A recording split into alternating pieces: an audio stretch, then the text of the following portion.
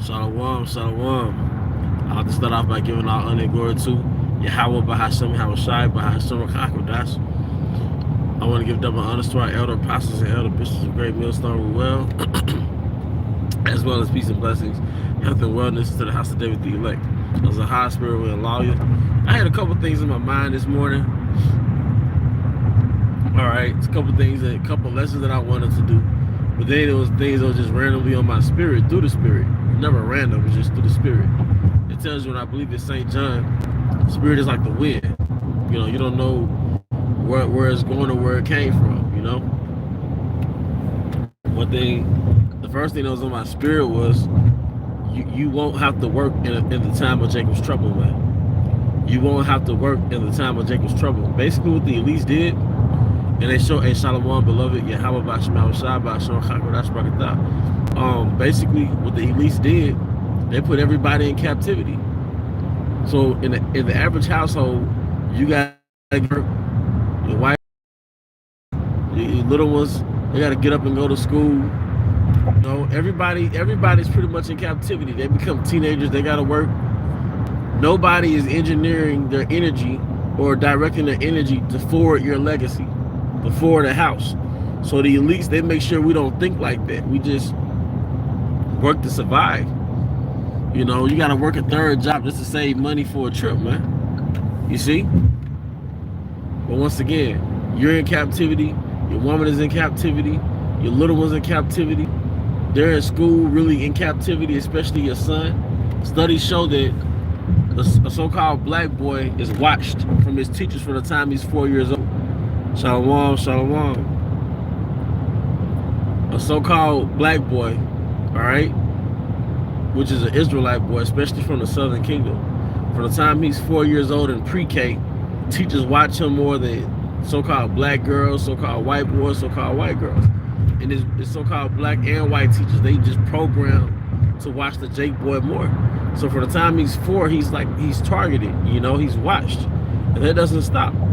But on top of that, bro, you in captivity, your woman is in captivity, hell, your dog is in captivity. That nigga's on a leash most of the time, man. That dog can't just get up and run for acres at a time, then come back home like back in the country. All right, most of the things that you own is in captivity. Hell, your fish in the fish tank. I used to have fish. They was in captivity, man, feeding them fake fish food and shit. All right, everything in captivity, you see? And we're so much in captivity that in part, in some ways, it's so normal. We may not see it as captivity, but we are in captivity. And then we're hirelings, man. Like I said, we hadn't worked for 6 years and obtained land. You know, after the 6th year, you know, we just work.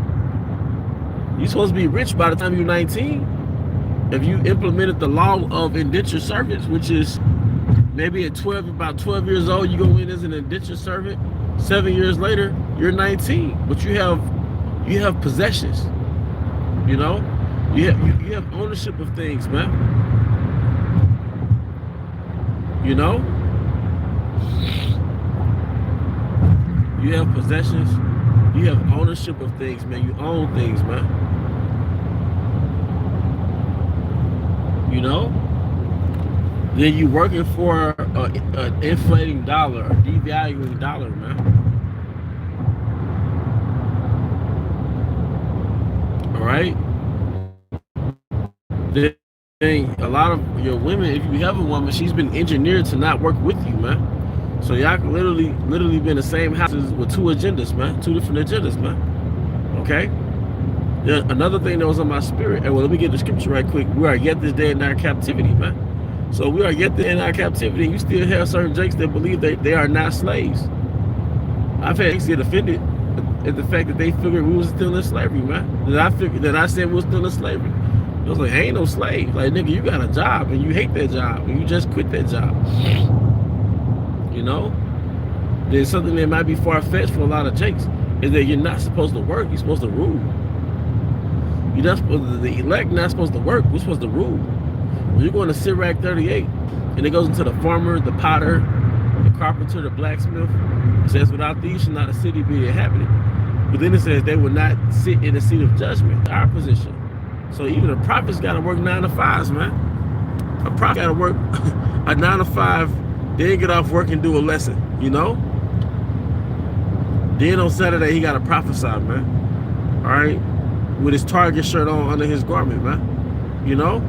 Just being facetious, just, you know, but it's true, you know? Then we're subject to the perception of being a so-called black or Hispanic man. So in the ancient world, it was known, okay, these are the prophets. But now it's like these black guys, these niggas out here with them things on it, you know, with them dresses on. We're subject to the curses, so we're subject to being looked at as a regular nigga also. You know? So it's like a psychological captivity also, man. Another thing I want to get on was you niggas, man. As many gangs, is that this how you know the so-called black man is a lab rat. This how you know that Esau is Frankenstein, but the so-called black man is his monster. Because in the story, the scientist was actually Frankenstein, but the monster was just called the creature. This is the proof of that. As many gangs as you have with Jacob, all right, nobody finna put their life on the line and go against Esau. As many GDs and Vice Lords and BDs and all that bullshit, Bloods, Crips, all that bullshit. Do you know how long that the woman lived that got Esau? I mean, do you know how long the woman lived that got Emmett Till killed? She lived to be like 90. All right? All right? These Trayvon Martin murderers, they still alive. The Edomite that went inside the grocery store in Buffalo, New York, and unalived our elders, it doesn't ignite no gangster instinct with these niggas. You know? It doesn't ignite no gangster instinct with these niggas. But only when it comes to Jacob, now you're a gangster. Now you're a tough guy. Now you want to emasculate your own kind, man. You niggas gonna get ran through, man. You know? You know, it's weird. That doesn't logically make sense for you to be that much of a tough guy, right? No revolt. For you to be that much of a tough guy. Well, hey man, Esau got them good old. I don't know if it was in Ohio, somewhere in the Midwest. Man, Esau he jumped out of the van with assault rifles. Like, what's popping? Because it was a so-called black community in this particular environment. And basically, Jake owned everything, man. And Esau popped up like, what's up? And then now you got Jake that are civilians. They got to patrol their own neighborhood. Wait a minute. You got gangsters in these same states. Gang bangers, tough guys. Why are them teardrops going your face now? You know, y'all, these niggas, man. Fuck niggas, man. That's why every time a rapper die, I love it. I love it. And you can ask brothers, man. I love that shit, man.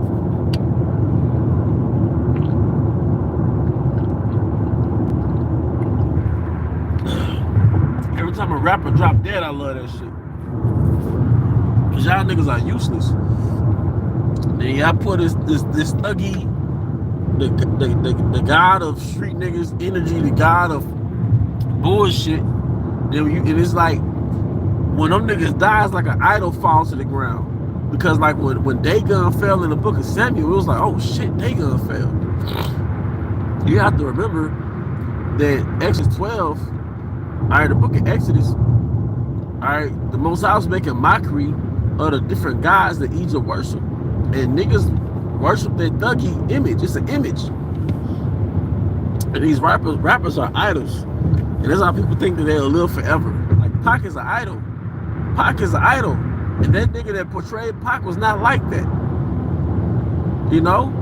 You remember that nigga in them, when he was 17 years old? He was real feminine. I'm Tupac Shakur.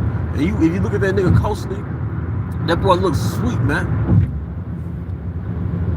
But the concept of being a thug, nah, a thug ain't nothing but the re-engineering of Esau's monster. The re-engineering of Frankenstein's monster. That's all a thug is, man. It's dark, it is demonic, it's witchcraft, and it's to get Amalek. Amalek can hide behind your image, because the real monster is Amalek and Esau, which is part of Amalek, vice versa. The real monster is Esau, and that includes Amalek. But he created a monster to gaslight the world with, and make everybody think that the monster is the 12 tribes. Well, Amalek is the monster. That nigga's the pedophile. That nigga's the killer. Okay? That's why the new accusations is all with Jake. Now it's some pedophilia stuff. Now it's some Diddy party shit, because he wants you to have that stigma of being freaky and weird. Because people was looking at him like the so-called white man, he's freaky and weird. But no, it's just, but he wants everybody to think that it's you that's freaky and weird, man. Even when it comes to, you know, these archetypes, these sexual promiscuous archetypes, like Sexy Red and shit. Well, the first hoes was like Marilyn Monroe. The first American hoe, to my knowledge, was Marilyn Monroe. That was the first image of a liberal woman. But Esau wants everybody to believe that Eve is the hoe, which Eve is the hoe now. But you gotta remember, man, there was more women in order from the nation of Israel than Edom. It was more Israelite women, so-called black women, who were married than Edomite women. So Jake being a nigga, and you have to remember, black culture, street culture, shootouts, clubs, that came from Esau. That came from Esau, low life ass, man. The Wild Wild West, gun draws, and they had a bar, and the bar leads to a shooting. That was Edomite culture, man. Jacob was a plain man dwelling in tents. Jacob just wanted to get off work and go home and go to his family, man. Esau was that wild boy. You remember that song by Machine Gun Kelly? I'm a wild boy. Yeah, that's Esau, man. I can't forget Madonna. How can I forget Madonna? We had Marilyn Monroe, Madonna, Anna Nicole. That was the first hoes. But then when the 70s came, you had, what's that, Foxy Brown and all that bullshit, titties, all that shit. But the average Judite woman was a real Christian back then, man. You know, maybe in the 50s or some shit, you know. And Jake had their boom boom room, and they had their fucking and shit back then. But typically, you know, Jake was in order, or way more than this. You know? And I know for a fact, on the silent generation, people who would be like 90 years old now, they really took marriage seriously, man. People that's like 90, they was lived to, you know, they was together with the same man for 50, 60 years, man. They understood that he was a man. They understood that he might have had a second woman. Hey, but they stuck around. You know?